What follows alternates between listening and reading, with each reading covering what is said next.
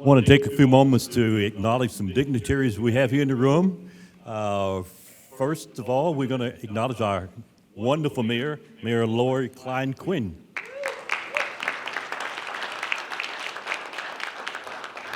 Our speaker today is Dr. Pratt, and he's the president of the Tomball ISD School Board as well. Thank you. Thank you for being here. Also, I want to acknowledge one of the founders of our board here many, many years ago. Pat Clark is here with us. Pat.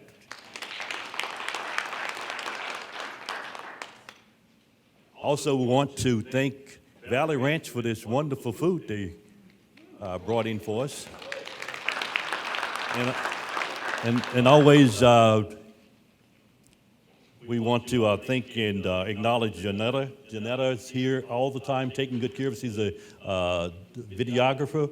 And so, Janetta, thank you for all that you do as well.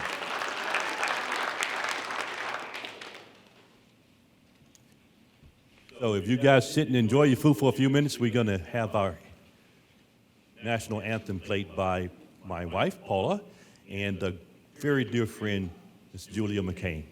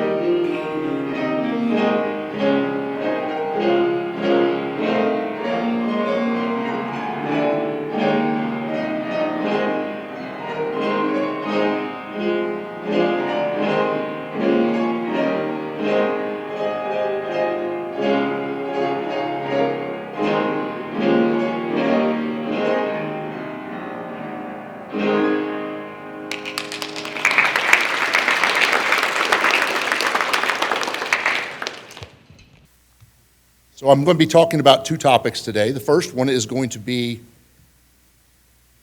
the World War I armistice. So as I think everyone knows, Veterans Day was originally Armistice Day up until shortly after World War II, which was when when Congress changed the name of that to Veterans Day to represent all veterans of all branches, and not just the armistice of World War I. All right, on 28 June 1914, Sarajevo, Austria-Hungary, now Bosnia, Archduke Franz Ferdinand of Austria, the heir apparent to the Austria-Hungary throne, and his wife Sophie, the Duchess of Hohenberg, were shot and mortally wounded by Gavrilo Princip a Bosnian Serb, and a member of the pro-Yugoslavian secret society known as the Black Hand. These assassinations caused Austria-Hungary to issue an ultimatum to the King of Serbia to weaken Serbia's position in the Balkan region.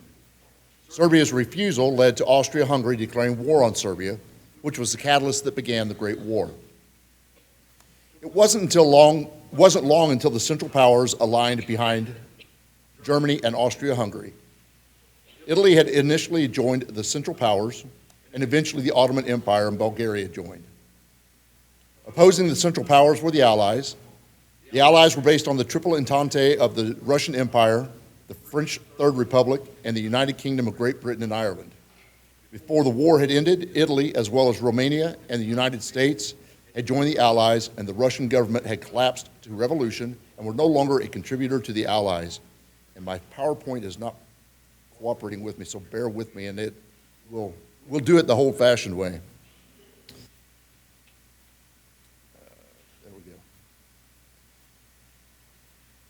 During the course of the war, over 70 million military personnel, 60 million of those Europeans, have been mobilized. Over 9 million combatants and 7 million civilians died as a result of the war. Technological advances in industrial sophistication contributed to the casualty rates. New weapons of war were introduced: machine guns, airplanes, poison gas, tanks, and submarines, to name a few. By 1917, the United States had joined the Allies on the Western Front in France, which began the downfall of the Central Powers. And on 4 November 1918, the Austro-Hungarian Empire agreed to an armistice, which Germany agreed to on 11 November 1918. The German Empire, the Russian Empire, the Austro-Hungarian Empire, and the new Ottoman Empire all ceased to exist following the Great War. Allied military combat deaths, to include missing in action, totaled more than 4.8 million. Total military deaths, which includes illness and disease, totaled anywhere from 5 to 6.5 million. Central Powers combat deaths were reported at 3.2 million, and total military deaths from 3.3 to 4.3 million. The armistice ending the war went into effect at 11 a.m. Paris time on November the 11th, 1918, the 11th hour of the 11th day of the 11th month. Today, we commemorate this day as Veterans Day to honor veterans of all wars. Lieutenant Colonel John McCrae, MD, 1872 to 1918, of the Canadian Army, penned a poem to honor the memory of his fallen comrades that has stood the test of time as emblematic of the suffering in World War I. In Flanders fields, the poppies blow, between the crosses, row on row, that mark our place, and in the sky, the larks still bravely singing fly. Scarce heard amid the guns below, we are the dead, short days ago. We lived, felt dawn, saw sunset glow, loved and were loved, and now we lie in Flanders fields. Take up our quarrel with the foe, to you from falling hands we throw. The torch be yours to hold it high. If ye break faith with us who die, we shall not sleep, though poppies grow in Flanders fields. And I'm going to switch presentations, and I really wish this would run, but it's not going to, so we're going to end up having to do the same thing on this one. So bear with me on this one, because for those that are not aware, yesterday was the 250th birthday of the United States Marine Corps. And so I thought it would be appropriate, perhaps, that today we talk about the history of the Marine Corps. As a Marine veteran, 10 and a half years active duty, my final assignment as a Marine was a Marine Corps drill instructor.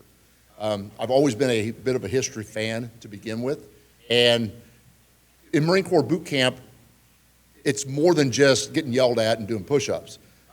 You learn a lot of history.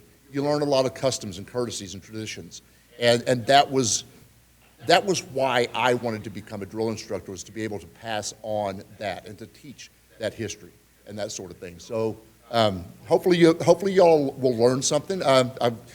I don't really expect the Marines in the audience to learn anything. This should just be a rehash of what you already know. But everybody else may learn something here. On November 10th, 1775, the Second Continental Congress resolved that 2 battalions of Marines be raised, such as are good seamen or so acquainted with maritime affairs as to be able to serve to advantage by sea when required. And only about a third of a mile away from Independence Hall, where the Second Continental Congress was meeting, stood Tun Tavern. Tun Tavern was built in 1686 by Joshua Carpenter. In the 17th and 18th centuries, the tavern was more than just the local watering hole. It was a meeting place, a place where ideas were exchanged and news was shared.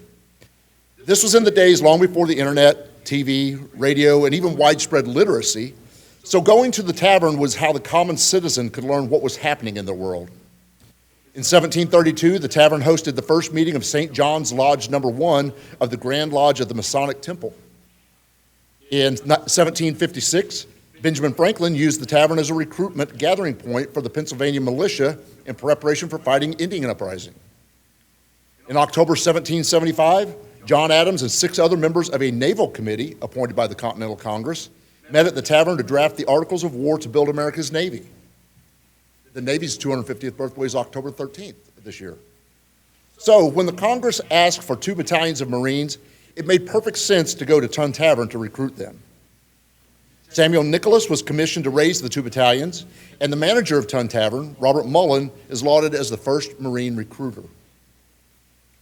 During the Revolutionary War, Continental Marines served on U.S. Navy ships, often as sharpshooters stationed in the rigging to repel boarders and in support of boarding enemy vessels. These same Continental Marines conducted the first amphibious landing on March 3, 1776 at Nassau in the Bahamas to capture arms and gunpowder. By the early 1800s, pirates from the Barbary Coast, the northern coast of Africa in the Mediterranean Sea, had concentrated their efforts to capture, enslave, and demand ransom for sailors and merchants of the fledgling United States. In October of 1803, the USS Philadelphia ran aground while patrolling Tripoli Harbor, and its officers and crew were captured by the Muslim pirates. Beginning in April of 1805, a detachment led by ex-consul William Eaton, a former Army captain who used the title of general, I guess he misappropriated that, and First Lieutenant Presley O'Bannon of the United States Marine Corps led 8 other U.S. Marines and 500 mercenaries on a march from Alexandria, Egypt to Derna, Tripoli, capturing the city and for the first time ever, raising the flag of the United States in victory over foreign soil. The Pasha of Tripoli presented First Lieutenant O'Bannon with his sword, the Mameluke sword, which is to this day worn by U.S. Marine officers, making it the oldest weapon still in use in the United States arsenal. The battle for Derna is immortalized in the second line of the Marines' hymn, "To the Shores of Tripoli." For 43 years, from 1805 to 1848, the Marines served mainly in skirmishes against various Native American tribes as the 5 civilized tribes were being displaced from their hereditary homelands in the southeast of the United States to the Indian Territory, modern-day Oklahoma. However, in 1846, the United States went to war with Mexico, primarily over the disputed southern border of Texas, the newest state in the Union. In September of 1847, the Marines participated in the assault on Chapultepec Castle, just outside of Mexico City. The battle was won, but the Marines suffered 90% casualties, mostly officers and NCOs. And from this battle comes the blood stripe, the red stripe that Marine officers and NCOs wear on the side of their trousers that represents the blood spilled by those officers and NCOs at the Battle of Chapultepec. And that is immortalized in the first line of the Marines' hymn, "From the Halls of Montezuma." Marines would only play a minor role during the American Civil War. But during the Spanish-American War in 1898, Marines did conduct amphibious landings in the Philippines, Cuba, and Puerto Rico. From 1900 to 1916, the Marine Corps served in expeditionary roles, mostly in Central America, known as the First Banana Wars. Then World War I. The 5th and 6th Marine Machine Gun Regiments, today's 5th and 6th Marine Infantry Regiments, served valiantly in France, gaining their nickname Devil Dogs from their German foes who called them Teufelshund, which is devil dog in German. These regiments were awarded the Fourragère by France for having earned the Croix de Guerre with palm leaf 3 times. Today's Marines assigned to the 5th and 6th Regiments still wear the French Fourragère on their uniform, as you see in the left-hand picture. I did serve 2 years with the 5th Marines. I have my Fourragère someplace at home. From 1918 to 1941, Marines served again in Central America, continuing the Banana Wars, and in China in occupational duty. But with the onset of World War II, the Marine Corps came into its own. With the Alamo-esque stand at Wake Island, the attack beginning concurrently with the attack on Pearl Harbor on December 7th, to the Battle of Guadalcanal, the various island hopping campaigns, Guam, Saipan, Tarawa, Kwajalein, Bougainville, Peleliu, the battle for Iwo Jima, where Joe Rosenthal photographed the raising of the U.S. flag atop Mount Suribachi, the most memorable photograph of World War II and possibly ever, becoming the model for the Marine Corps Memorial, and then on to the battle for Okinawa. 5 short years later, North Korea invaded South Korea, beginning the Korean War. And in September 1950, the 1st Marine Division conducted an amphibious landing at Incheon, which began the full-scale counteroffensive against the North Koreans, driving them back across the 38th parallel. But the United Nations, under the command of U.S. Army General Douglas MacArthur, pressed on, and the 1st Marine Division advanced to the Chosin Reservoir near the Yalu River, the border between North Korea and China. By Thanksgiving 1950, when China entered the war. Vastly outnumbered, the Marines made a fighting withdrawal from the Chosin Reservoir to the sea, bringing their dead, wounded, and most of their equipment with them. The 9th Marine Expeditionary Brigade landed in Da Nang, South Vietnam on March 8, 1965, beginning 2 decades' service in Vietnam for the Marines. Marines were engaged in many operations and battles, a very few of them being the Battle for Khe Sanh, Battle for the City of Hue, Operation Hastings, and Operation Dewey Canyon. October 1983 saw the Marines in 2 separate engagements on 2 continents. On the 20th began the invasion of Grenada in the Caribbean, and on the 23rd, we lost 241 Marines and corpsmen to a suicide bomber in Beirut, Lebanon. Following Saddam Hussein's invasion of Kuwait in 1990, the Marine Corps deployed to the Persian Gulf in support of Operations Desert Storm and Desert Shield. Then there were the battles in Somalia, Haiti, and the Balkans throughout the rest of the 1990s. After the attacks on September 11, 2001, Marines deployed to Afghanistan in support of Operation Enduring Freedom and Iraq in support of Operation Iraqi Freedom. 20-plus years later, Marines still stand at the ready as the nation's 911 force. We've been deployed domestically for peacekeeping missions and internationally as a deterrent force and as a peacekeeping force. And there you have it, 250 years of the United States Marine Corps. Did I miss some things? Yes, I did. Did I miss some significant things?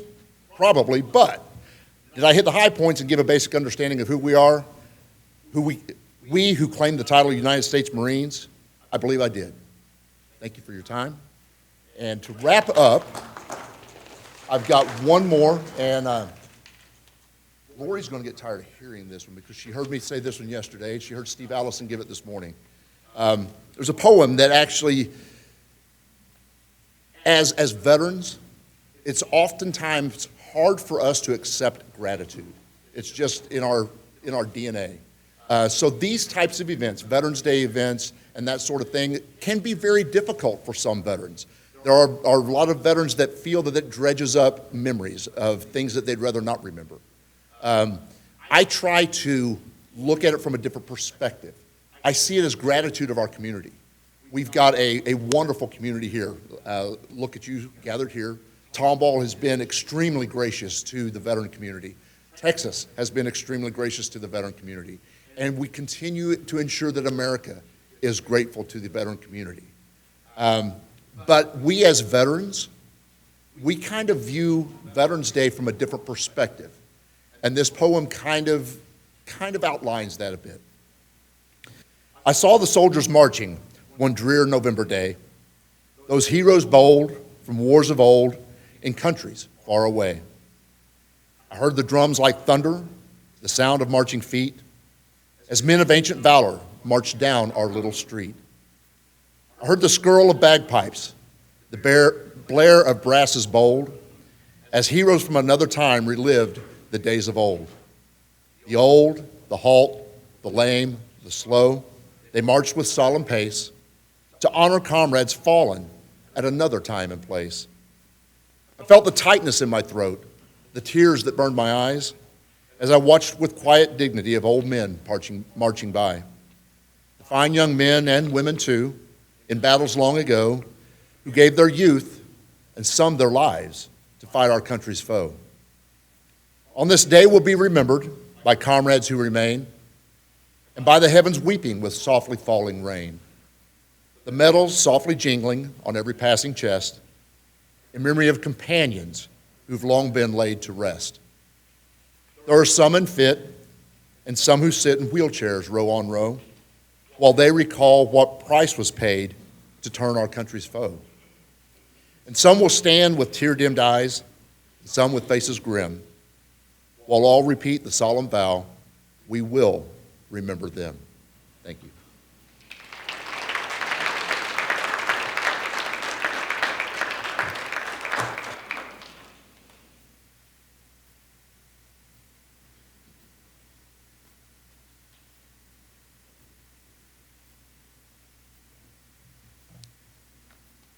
I hope all you guys absorbed that history that Sergeant Beihl just gave us. There's going to be a test after a while. But in light of that, we would like to acknowledge our veterans in the room by playing the battle hymn of such branches. And if you hear your branch being called, please stand so that we can acknowledge you.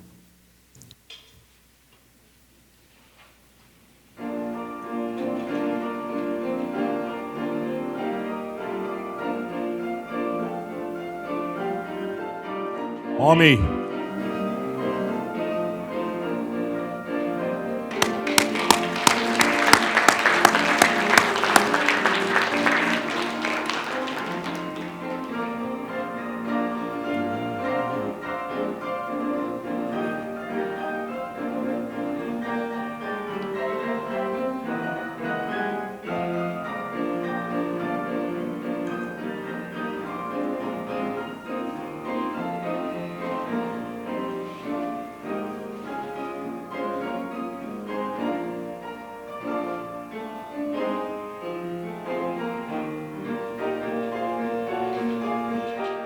Marines.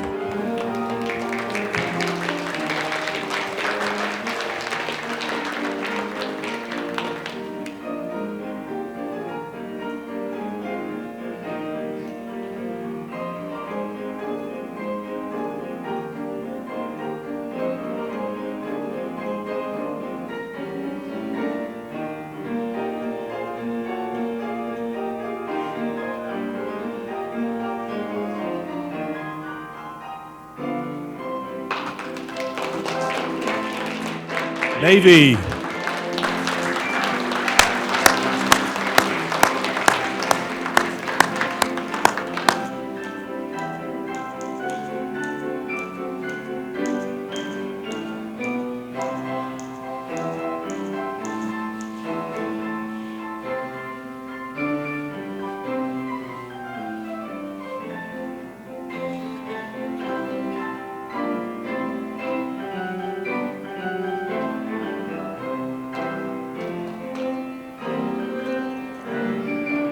Force.